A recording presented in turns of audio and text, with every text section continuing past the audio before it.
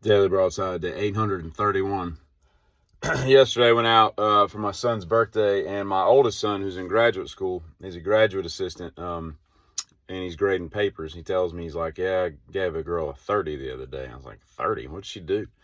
He said, well, first of all, she didn't answer 4 of the 6 questions. I was like, well, that'll have a demanding impact on your score, your overall final score there. And he said, but that wasn't the worst part. He's like, I was reading her, one of her essay questions. At the end of it, and I quote, it said, of all the branches of government, executive, legislative, and judicial, if I had to pick one, I would choose the judicial because that shit is crazy. That's how she ended her paper, her essay. What is wrong with people? Between AI writing your papers and you not taking credit for that kind of work and making everything simple.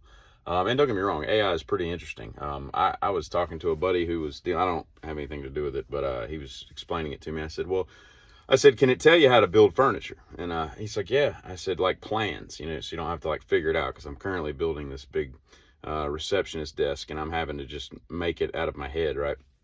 It would be nice to have plans. And so he's like, yeah. So I said, just pick the picture off of the internet.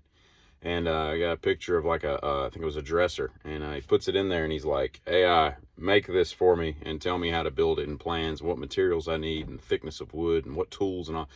And within like 4 seconds, it listed step by step how to make it. Now, is it exact? No, you might have to modify some stuff, but it gets you pretty far down the road. And I was like, golly. I was like, that's the kind of stuff I could use, because I love woodworking, but it's head scratching sometimes when you're having to build something from a picture, which is what I'm doing right now.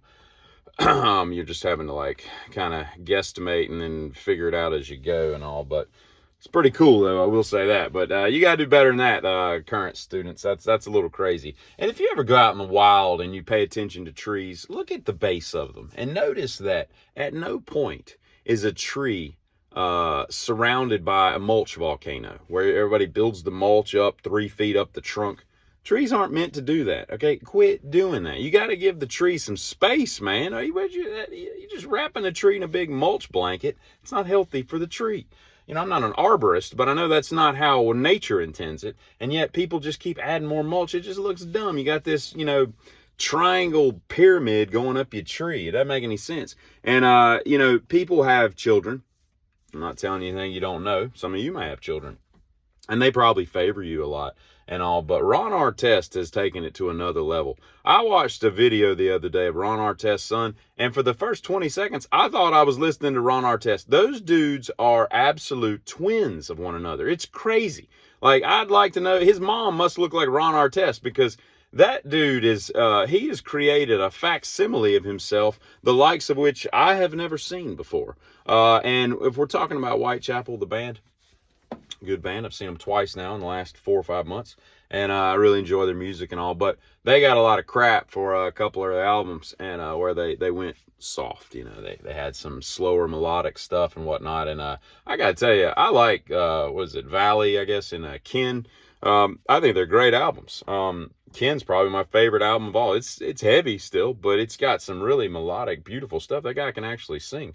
Reminds me a lot of, not the same type of music, but Killswitch Engage, where it's real heavy, but the choruses could be on FM radio. Like, they're that catchy and all.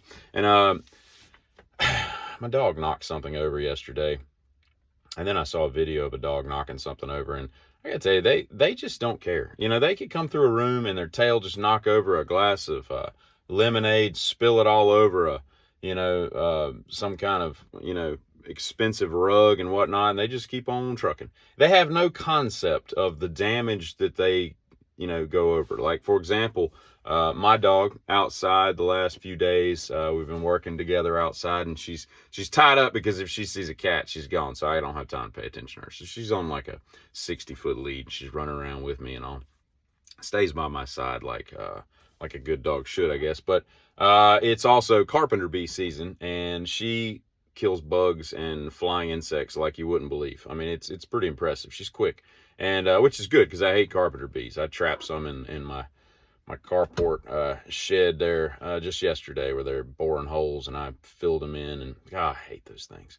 But she gets wrapped up in stuff because she goes taking off after it, and then isn't smart enough to unwind herself around, patio furniture and stuff like that. And I just feel like if I was a dog and I got wrapped around a table, I could figure out to just go back the other way and untangle myself. It's ridiculous. But anyway, y'all have a great Monday. It's kind of dreary, gloomy, a little overcast, lot overcast, but it's a nice day to be out woodworking. Y'all have a great one, Kitty.